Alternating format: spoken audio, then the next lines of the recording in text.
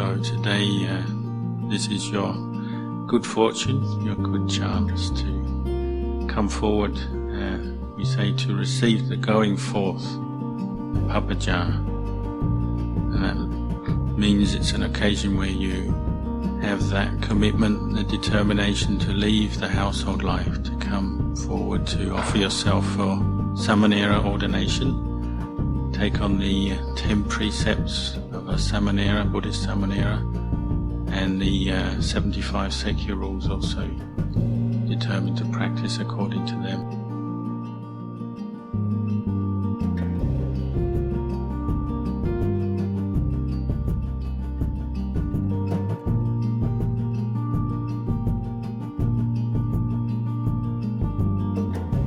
As Buddhist monks and novices, we learn to use our intelligence to contemplate suffering and the causes of suffering so that we can find a way to release ourselves from suffering, in suffering.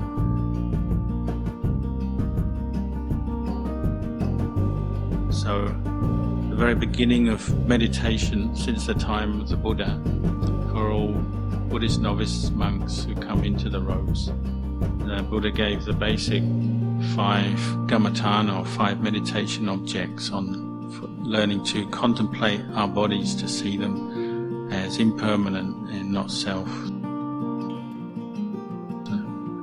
Those 5 meditation objects I'll give you now. Do them in forward order and then reverse order, just to make thoroughly sure that we understand them and that we can recite them. Then your job is to take them away and use them as a meditation object in your daily practice.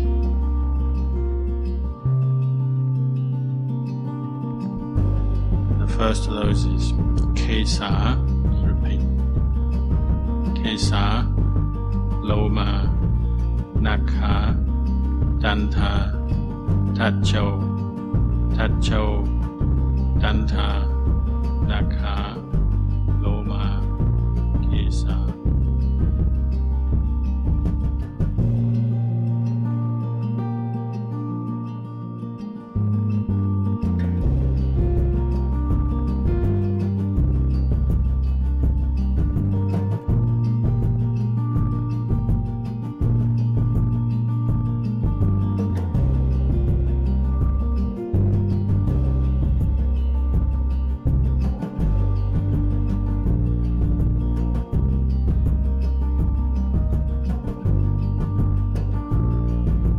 It's a good reflection at this time just to understand what it involves to become either a Buddhist novice or a fully ordained monk. It involves giving up many things, giving up one's personal comfort, many of the comforts and conveniences of the lay life. One comes into the Sangha, one can't use money anymore, doesn't earn money.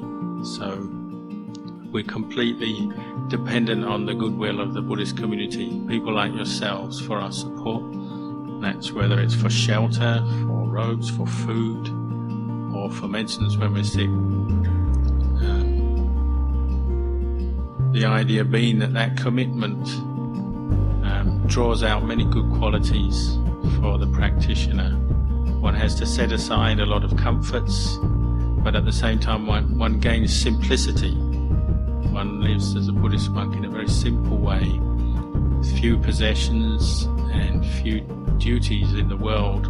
One's main duty is just to practice meditation and practice the Dhamma for the ending of suffering.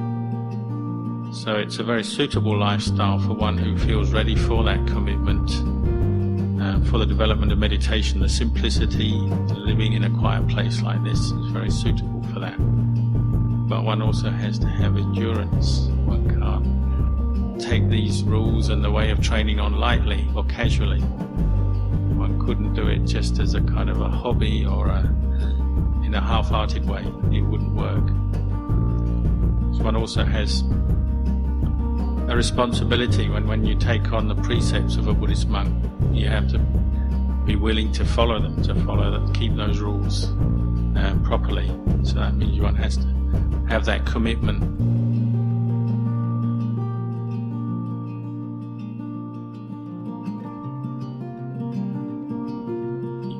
learn to let go of those sort of desires where you're seeking distraction or just enjoyment in things like food or entertainment, all the different things that we often find enjoyable in life. As a monk, you often have to give that up. You don't have the chance to do that.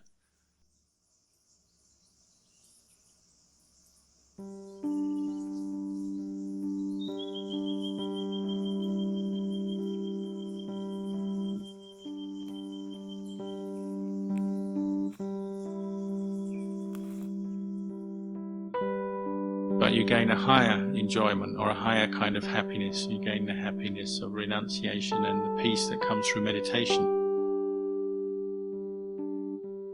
If you've ever practiced meditation, you've developed some peace, some happiness from that, and that's what we're aiming for in this life. So it's the inner peace, the inner happiness that comes from a calm mind, a happy mind through the practice of meditation.